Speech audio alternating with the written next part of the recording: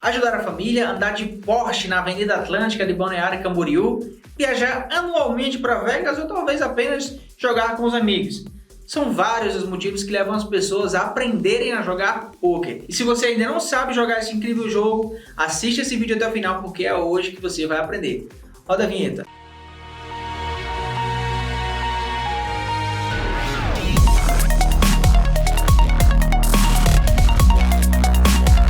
Meu nome é Kennedy Lima e você está no canal O Jogo Lucrativo. Aqui a gente fala sobre o universo relacionado a você ganhar dinheiro com jogos de qualquer natureza. Bom, o poker é um dos esportes mais antigos e tradicionais dos Estados Unidos. Por fazer parte da cultura do entretenimento dos norte-americanos, o poker já apareceu em vários filmes de Hollywood. O mais famoso deles, 007 Cassino Royale, que você já deve ter assistido. Call. Fold. Fold. Heads up.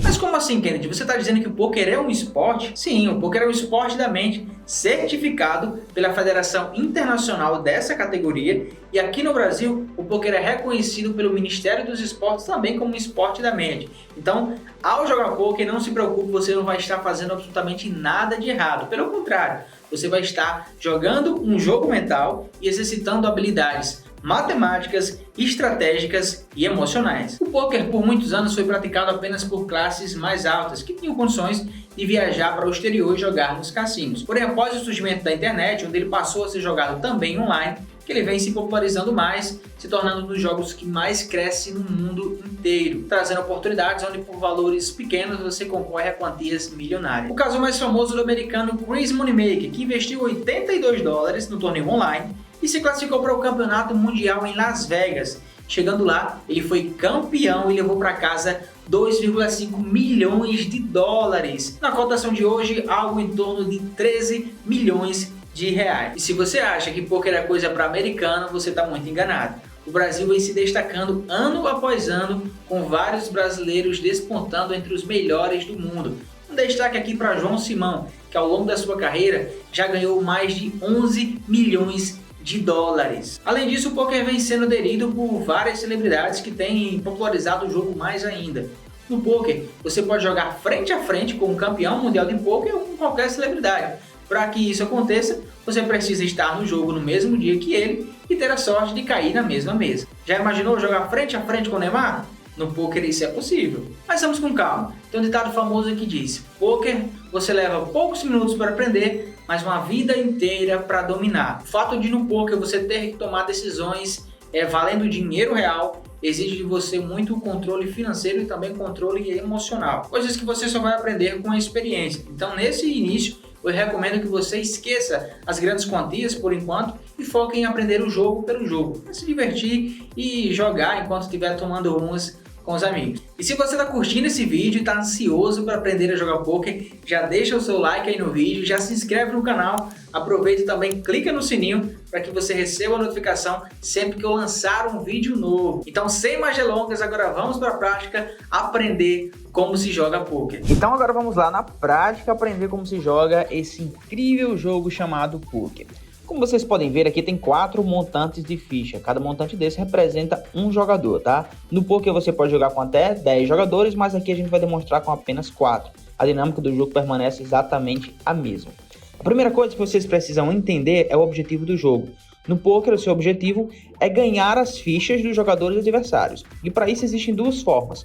Você construindo uma mão de poker melhor do que a do seu adversário, ou apostando e fazendo com que o jogador adversário desista das fichas que já colocou em jogo. Primeira coisa que a gente vai falar para você é sobre ganhar construindo uma mão de poker melhor do que a do adversário. E para isso você precisa conhecer a ordem das cartas para em seguida você conhecer a força das mãos de poker. No poker, a carta mais importante é o Ás. O Ás tanto é a carta mais alta como também a carta mais baixa. Após o Ás, vem o Rei como a segunda carta mais forte. Em seguida vem a Dama, o Valete, o 10, o 9, o 8, o 7, o 6, o 5, o 4, o 3, o 2 e daí volta o Ás novamente. Agora que você já conhece a ordem das cartas, você vai aprender a força das mãos de poker. A força das mãos é praticamente obrigatório que você entenda, pois normalmente é a força da sua mão que vai orientar a forma como você vai jogar. Eu falei normalmente, pois algumas vezes você vai ter que utilizar uma ferramenta do jogo conhecida como blefe, que é quando você finge ter uma mão forte. No ranking da força das mãos, a combinação mais fraca de todas é a carta alta. Quando nenhum jogador tiver uma combinação de pelo menos um par, vai ganhar aquela rodada o jogador que tiver a carta mais alta, que como já sabemos é o Ás. Se mais de um jogador tiver um Ás, vai ganhar aquele que tiver a segunda carta mais alta. Em seguida temos um par. O par são duas cartas do mesmo valor e 3 cartas aleatórias. Em nosso exemplo temos o par de reis. Para ganhar de um par você precisa ter pelo menos 2 pares. Aqui no nosso exemplo temos um par de 8, um par de 4 e uma dama completando a nossa quinta carta. Para ganhar de 2 pares você precisa ter pelo menos uma trinca, que são 3 cartas do mesmo valor. Aqui está representada pelo número 9. Então temos 3 9 e 2 cartas aleatórias fechando as nossas 5 cartas. Para ganhar de uma trinca você precisa ter pelo menos uma sequência. Uma sequência são 5 cartas, como o próprio nome já está falando, em sequência. Aqui no nosso exemplo a sequência está do 10 ao Ás. 10, valete, dama, reis e Ás. 5 cartas em sequência. Para ganhar de uma sequência você precisa ter pelo menos um flush, que são 5 cartas aleatórias do mesmo naipe. Aqui no nosso exemplo representado pelo naipe de espadas. Para ganhar de um flush você precisa ter pelo menos um full house. O full house é uma combinação de uma trinca com um par. Aqui no nosso exemplo temos um full house de trinca de valetes com um par de 8. Para ganhar do full house você precisa ter pelo menos uma quadra, que são 4 cartas do mesmo valor. Aqui está representado pela quadra de 3. Para ganhar de uma quadra você precisa ter um straight flush. Straight flush são 5 cartas em sequência, todas de um mesmo naipe. Aqui representado do 4 ao 8, todos de espadas. E para ganhar de um straight flush, você só fazendo a mão mais forte do jogo, que é o Royal Flush, que é uma sequência que vai do 10 ao Ás, todas do mesmo naipe. Aqui no nosso exemplo, representado pelo naipes de ouros. E agora vamos praticar tudo que a gente aprendeu até agora diante de um jogo demonstrativo de pôquer.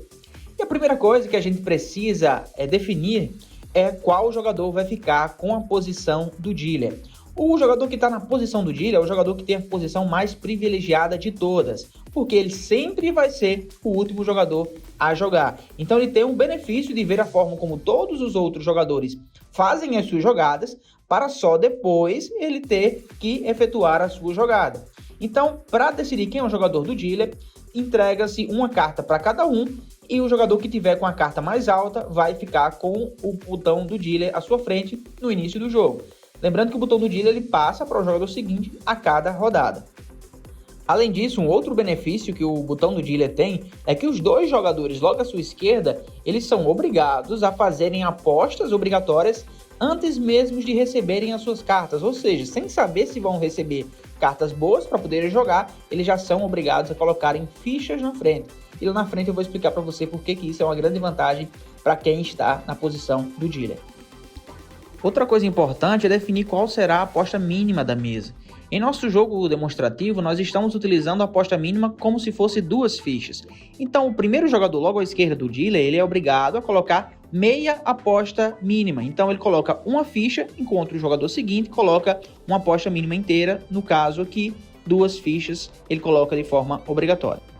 Após isso, começamos o jogo, com 2 cartas sendo distribuídas para cada jogador, começando a partir do jogador que está à esquerda do botão do dealer. Após as cartas serem distribuídas, damos início à primeira rodada de apostas chamadas de pré-flop. Apenas no pré-flop, o jogo começa a partir dos jogadores que já fizeram apostas obrigatórias antes mesmo de receber as suas cartas. Esse jogador ele tem 3 opções possíveis. Ele pode pagar a aposta mínima que o jogador já fez de forma obrigatória. Ele pode aumentar o valor da aposta ou ele pode simplesmente desistir, entregar as suas cartas e não participar daquela rodada. No pré-flop, a forma de você jogar na maioria das vezes deve ser condizente com as cartas que você recebe. Por que na maioria das vezes? Porque em algumas situações você pode simplesmente blefar, aproveitando da sua melhor posição na mesa. A gente já falou sobre a importância da posição do dealer lá atrás, mas na frente eu vou dar um exemplo que você vai entender realmente o quanto a posição do jogo na mesa ela influencia nas vezes que você vai ganhar, tá certo? Então, a primeira coisa que você deve analisar para decidir se você deve jogar ou não no pré-flop é ver se você tem uma boa combinação das duas cartas iniciais. Quais seriam essas boas combinações? Você receber pares de forma inicial, porque você já vai estar numa vantagem em relação à maioria dos jogadores que não recebem pares. Caso você não receba um par, você procure jogar com cartas que sejam de preferência alta, como a gente já viu lá no início, que caso ninguém tenha um par, o jogador que tiver a carta mais alta, ele vence. Então você procura jogar com cartas que sejam mais altas e de preferência conectadas, que aumenta a chance de você fazer uma sequência, e também de preferência do mesmo naipe, porque já aumenta a chance de você fazer um flush, que como a gente já viu, são 5 cartas do mesmo naipe.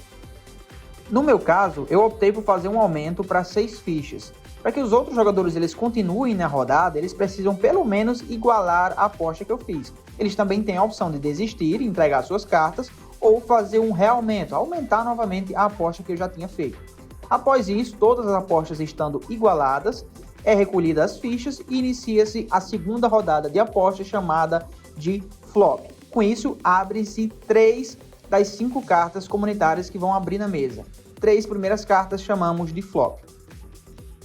No flop, você deve combinar as suas 2 cartas com as 3 cartas da mesa e fazer a melhor combinação possível dentre aquelas que a gente já falou no início dessa aula.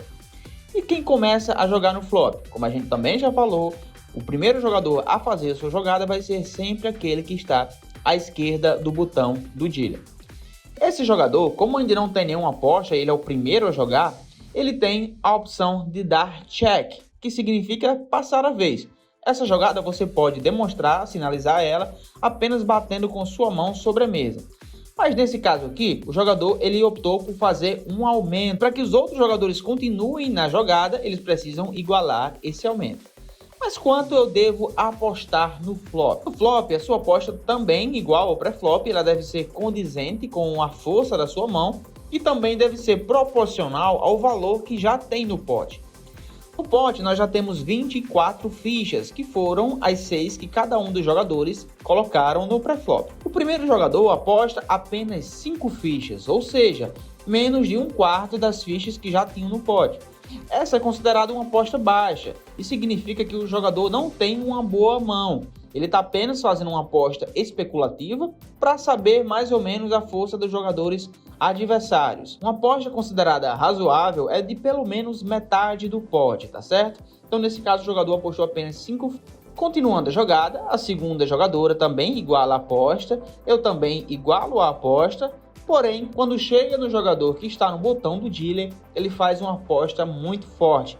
Ele faz um aumento para 50 fichas. Os outros 2 jogadores igualam essa aposta de 50 fichas, mas eu opto por desistir da minha mão e perco as 5 fichas que já tinham colocado em jogo. Apostas igualadas, as fichas vão para o centro da mesa e começa uma nova rodada de apostas chamada de turn. No turn, novamente nós queimamos uma carta para abrirmos a 4ª carta comunitária, que também deve ser combinada com as nossas 2 cartas para fazer a melhor mão possível. Sempre começando pelo jogador à esquerda do botão do dealer, que dessa vez bate levemente a mão sobre a mesa, indicando um check, ou seja, ele está passando a vez para o jogador seguinte, que porventura também passou a vez para o outro jogador. Quando chega no jogador que está no botão do dealer, ou seja, o último jogador, ele também passa a vez. E com isso, a gente abre a 5ª e última carta sem nenhuma aposta. Iniciamos a última rodada de aposta chamada de River. No River, o primeiro jogador aposta 100 fichas. Uma aposta razoável, pois representa mais da metade do valor que já tem no pote. O jogador seguinte iguala essas 100 fichas, porém quando chega no jogador que está no dealer, ele aumenta para 200 fichas. Os outros 2 jogadores igualam essa aposta e agora todos, começando pelo jogador esquerdo do dealer, devem mostrar as suas cartas para vermos quem realmente ganhou a mão. O ato de mostrar as cartas no final das apostas nós chamamos de showdown. No showdown, o primeiro jogador apresenta 2 pares, o par de 9 que ele tem na mão, o par de 5 que tem na mesa e o 10, por ser a maior carta, completa a sua mão de poker. A segunda jogadora também tem 2 pares, porém menores. Combinando as suas cartas, ela tem um par de 4, um par de 5 e um valete, completando assim a sua mão de poker. O último jogador mostra suas cartas e se torna o vencedor daquela rodada, pois apresenta 2 pares maiores, um par de rei que ele trouxe na sua mão, um par de 5 que tem na mesa e o 10 completa a sua mão de pôquer. Com isso, esse jogador leva todas as fichas, o botão do dealer passa para o jogador seguinte e assim começa uma nova rodada. Agora eu vou dar para vocês alguns exemplos que eu falei no início dessa aula que iria dar para que você entenda com mais facilidade a importância de jogar por último no poker, ou seja, de estar na posição do botão do dealer. Como você já viu, os 2 jogadores à esquerda do dealer sempre vão colocar apostas obrigatórias antes mesmo de receberem as suas cartas, ou seja, sem saber se vão ter boas cartas ou não. E em algumas situações você pode simplesmente apostar sem ter cartas muito boas, com o objetivo de ganhar essas fichas que já estão em jogo, pois os 2 jogadores, como a gente já falou, na maioria das vezes não vão ter boas cartas para tentar se defender dessa jogada.